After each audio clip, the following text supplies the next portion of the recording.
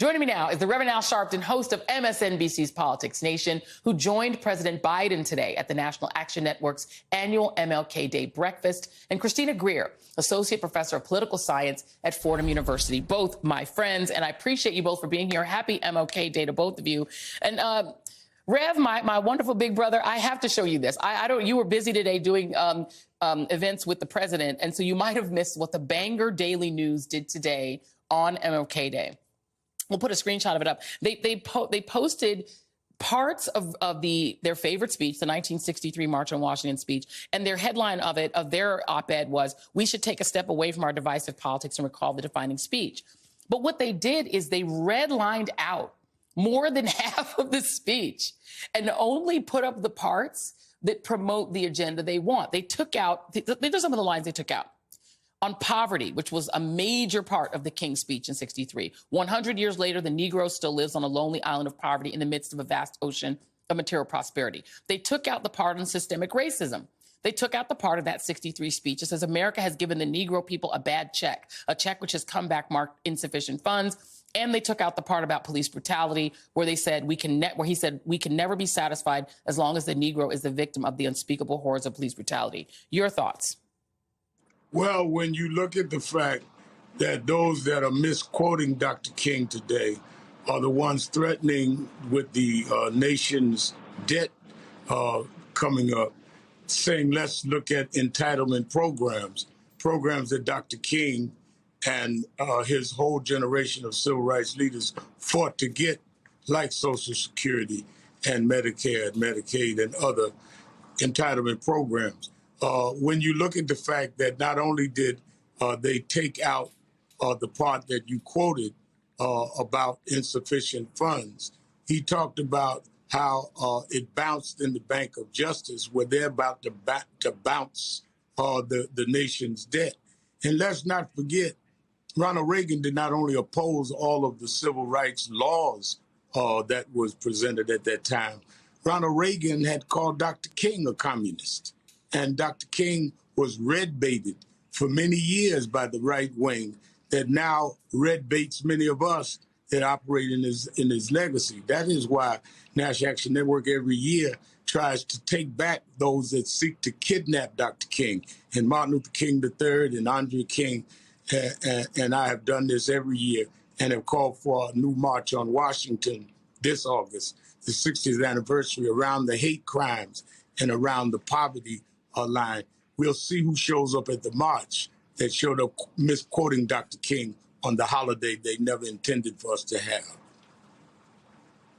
You know what's so interesting, and kidnapping is such, I think, an appropriate word, Christina, because, you know, the fact that people like Ron DeSantis are literally quoting King in order to ban the teaching of racial history, which would include the teaching about what Dr. King was fighting for, the fact that he was surveilled by the FBI and harassed in an attempt to get him to kill himself, the fact that he was deeply unpopular. This sort of, you know, Muppetization of King makes no sense. He like 63% disapproval rates when he was alive. He was absolutely hated, you know, but they're sort of trying to turn him into some sort of crusader for getting rid of any programs that would help people of color.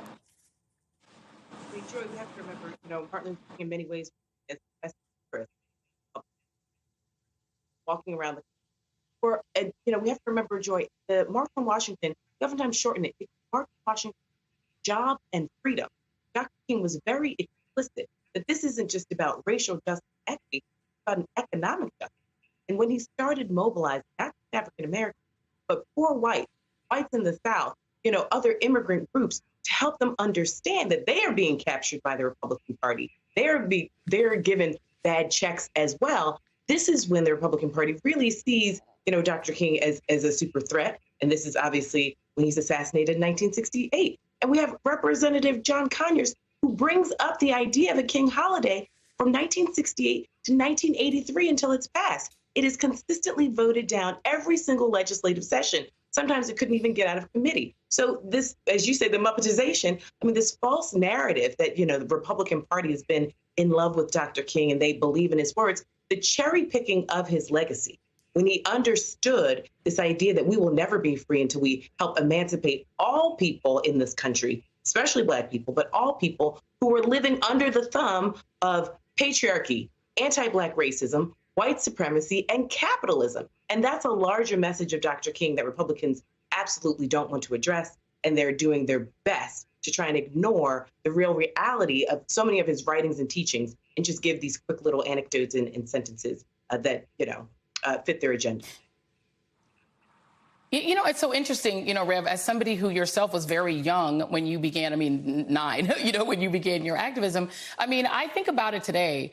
If Dr. King were right now alive and he were the same age he was when he reached the peak of his activism, or actually when he died, he was 39. That's younger than Kobe Bryant was when he died. He would have been a millennial if he were alive today at the same age that he was doing his activism. This was a very young guy and a young man who was pushing for progress against the grain of all of American society that was saying, slow down, don't ask for voting rights, don't ask for too much integration, just let things happen quietly. And it's just, to me, ironic that the people who are co-opting his legacy are also doing things like this. They're saying young people like Dr. King and younger than him should not be able to learn about Martin Luther King Jr. in school.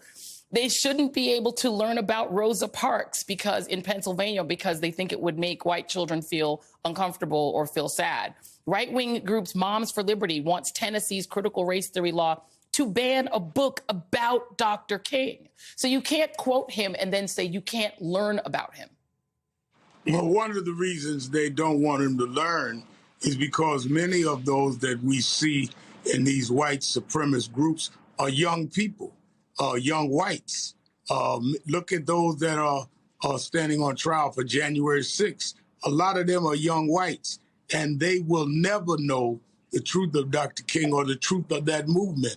Dr. King was killed before he was 40 years old. Malcolm X was killed before he was 40 years old. Medgar Evers was killed before he was 40 years old. So it wasn't just Dr. King, it was the appetite of white supremacists in that generation that would kill you or be involved in the conspiracies that led to your death, that tried to stop the civil rights movement, that again, they had tried to kidnap and reinterpret their way. Like Dr. King was sitting on the side of a mountain, a poet, just dreaming. He was an activist that transformed this country by transforming it, by changing the laws. Voting Rights Act of 65, Civil Rights Act of 64, Open Housing Act of 68. He changed the laws, and they're trying to go back and redo those laws and take them off the books. We that are really in the spirit of Dr. King shouldn't take the day off. We should take it on to preserve the laws that he put in the books and to add laws that will cement them for all times in terms of this American culture that we live in. Amen. And, Christina, it's interesting that it's the same, Reagan, this is 12 years after King, was killed. These were the folks who were standing in favor of the apartheid government in South Africa, not against it, in favor of continuing a version of American apartheid here. And there's an attempt, I think, to restore a past that didn't happen, right? To create a king that didn't exist in order to justify going back to that era because it was more comfortable for some folks in this country. It's quite ironic. Yeah, Joy, I think it was really important that you mentioned, Reagan launching his presidential bid in Philadelphia, Mississippi, the site where, 3 civil rights workers were murdered. We also have to remember Dr. King was assassinated. A lot of Republicans like to say, well, he died. He didn't die of old age. He didn't die of cancer. He was assassinated by white supremacists. And so when we, zoom out 30,000 feet and we look at the systemic ways that so many Republicans are trying to roll back the legacy of Dr. King, it's beyond frightening because Black history is American history. And so if you're trying to deny all school children, not just African-American, but if you're trying to deny white children the history of their own nation, they should feel enraged. Parents should feel enraged that their children don't know the full history of the civil rights movement, that they don't know the full narrative of the Voting Rights Act of 64 and of 65 and the Civil Rights Act of 64 and the Immigration Act of 1965, and how those 3 are a triumvirate of acts and how Republicans are trying to destroy all 3. So if you don't know about Black people in this country, you don't know about this country. You know, I have Shirley Chisholm right behind me. You know, it's one of those things where we shouldn't be the only ones who know the greatness of Shirley Chisholm. New Yorkers shouldn't be the only ones who know the greatness of Shirley Chisholm. You know, white people should feel enraged that they weren't taught about Shirley Chisholm or her presidential run in their own schools. And so I think going back to Rev's point, you know, the fact that so many institutions are trying to take out not just books, but even Dr. Seuss, because young people are putting two and two together and understanding the real history of this nation, and their parents are the ones who are afraid, not the kid.